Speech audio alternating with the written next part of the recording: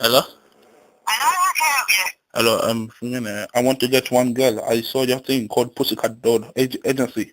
I want to get one girl sent to me right now. You would like a girl round to you? Yes, please. What area are you in? Me, Catford. In Catford. That would be £120 for the hour?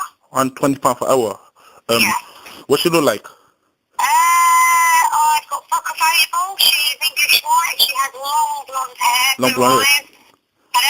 Pardon? What about the ass, you know? Is the ass very good?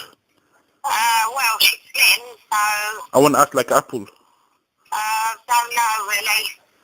They're just, I know the dress sizing. I can't really sort of say more than that, really. So, that's 120 that's 120 an hour.